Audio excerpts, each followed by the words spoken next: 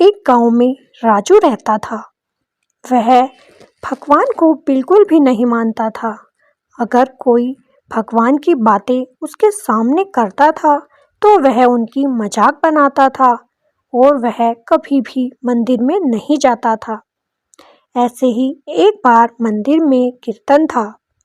उसके कुछ दोस्त भी वहां पर जाने वाले थे, इसीलिए उन्होंने राजू से कहा कि आज प्रभु का कीर्तन है, चलो यार मंदिर में घूम कर आते हैं। तब राजू बोला, अरे मैं इन चीज़ों को नहीं मानता, ये सब अंधविश्वास की बातें हैं। तुम ही जाओ मंदिर, तुम ही करो पूजा पाठ। लेकिन इस पर उसके दोस्त बोले, अरे भाई, प्रभु की मर्जी से ही ये दुनिया चलती है, हम चलते हैं। हम प्रभु की इच्छा के बगैर कोई कार्य भी नहीं कर सकते।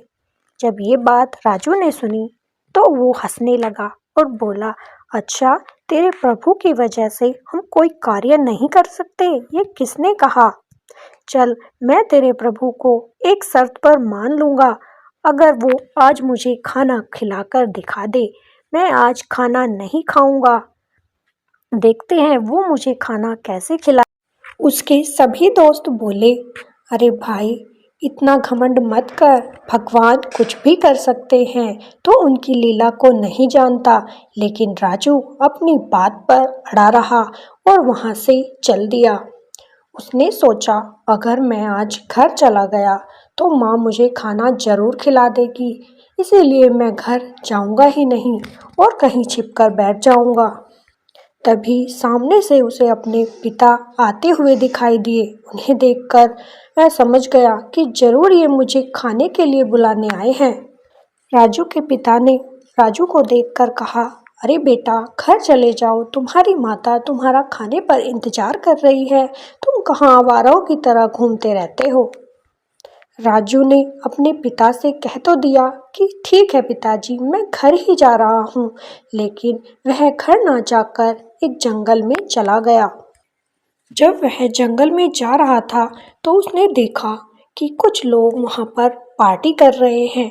बहुत अच्छा अच्छा भोजन उन्होंने अपने साथ रखा हुआ है और वो वहाँ पर पूरी मस्ती कर रहे थे।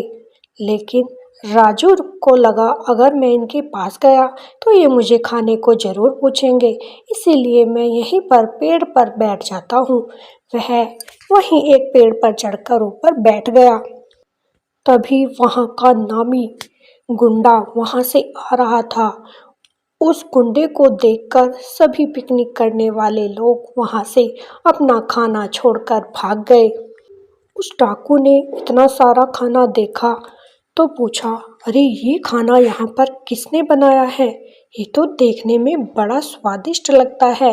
लेकिन तभी उस डाकू का चेला बोला, अरे साहब, मुझे लगता है पुलिस की कोई चाल है। इतना स्वादिष्ट भोजन बनाकर हमारे लिए रखा है, जिससे हम इसे खाएंगे और मर जाएंगे। जरूर इसमें उन्होंने जहर मिलाया होगा। ठाकुर बोला, तुम सही कहते हो, ये खाना ऐसे ही तो यहाँ पर किसी ने नहीं रखा होगा। इसके पीछे कोई ना कोई षड्यंत्र रचा गया है। देखो, इधर उधर कोई ना कोई जरूर छिपा बैठा होगा, तो अपनी नज़र दौड़ाओ। तभी चेले ने इधर उधर नज़र दौड़ाई, लेकिन उन्हें कोई नहीं दिखाई दिया। तभी ठाकुर की नज़र उस पेड़ पर पहुंची और वहां पर राजू बैठा हुआ था। राजू को देखकर ठाकुर आग बबूला हो गया और बोला, या तो आराम से नीचे आ जा, नहीं तो आज मैं तुझे गोलियों से उड़ा दूंगा। राजू डरता हुआ नीचे आ गया और बोला, ठाकुर, मुझे कुछ मत करिएगा, मैंने ये खाना नहीं बनाया, मैं इस खाने को यहाँ पर नहीं लाया। ठाकुर बोला, अच्छा, हमारा ही पागल बनाते हो, ये खाना यहाँ तुम्हारे सिवा और कौन लेकर आया होगा? हमें तो दूर दूर तक भी कोई नहीं दिखाई देता। तब राजू बोला, अरे भाई, मैं तो किसी कारण से यहाँ पर छिपा बैठा था, लेकिन मैंने ये खाना नहीं बनाया है। ठाकुर ने कहा, अच्छा, अगर तुमने ये खाना नहीं बनाया है तो इस खाने को खाकर दिखाओ। अगर तुमने ये खाना खा लिया तो हम समझेंगे कि तुमने ये खाना यहाँ पर नहीं रखा और इसमें कोई भी जहर नहीं मिला है।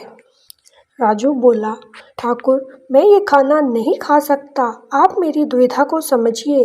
अगर मैंने ये खाना खा लिया तो मेरा काम अधूरा रह जाएगा। जब उसने ये बात कही कि मेरा काम अधूरा रह जाएगा, तो ठाकुर को यकीन हो गया कि जरूर इस खाने में इसने कोई ना कोई मिलावट कर रखी है, तभी इसने ऐसा बोला है। ठाकुर ने अपनी बंदूक उठाई और राजू के माथे पर लगा दी और बोला, अगर तूने ये खाना नहीं खाया तो मैं तुझे यहीं पर मार डालूंगा। फिर तू बता क्या करेगा, पर जाकर खूब पिकनिक करना।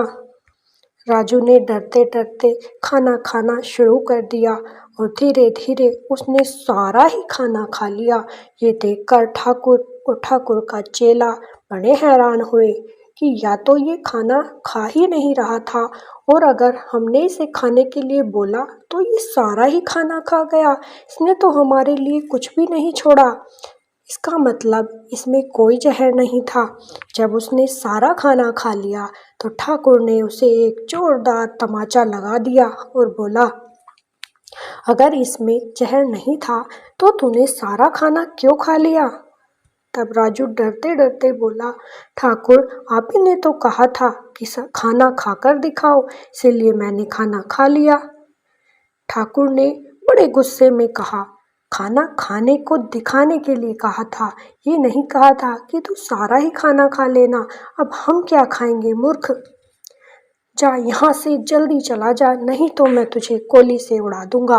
राजू वहाँ से डरते डरते दुब दबाकर भाग गया और रास्ते में जाकर प्रभु से कहने लगा, हे भगवान, ये तेरी लीला तू ही जाने, मैं ही गलत था जो तुझे नहीं मानता था। लेकिन तू जब चाहे जैसा चाहे कर सकता है। तुझे खाना खिलाना था तो तूने मुझे खिला दिया, लेकिन ये मुझे रुंगे में एक चांटा क्यों खिलाया प्रभु, ये बात मुझे समझ नहीं आई। और ये कहकर वो अपने घर को चला गया। आपको हमारी ये कहानी कैसी लगी? अगर अच्छी लगी हो तो एक कमेंट और एक लाइक ज़रूर कीजिएगा और राधे राधे लिखना मत भूलिएगा। अगर आपको हमारी कहानियाँ अच्छी लगती हैं तो हमारे चैनल को सब्सक्राइब भी कर लीजिएगा। फिर मिलेंगे ऐसी ही प्यारी प्यारी कहानियों के साथ। तब तक के लिए राधे राधे।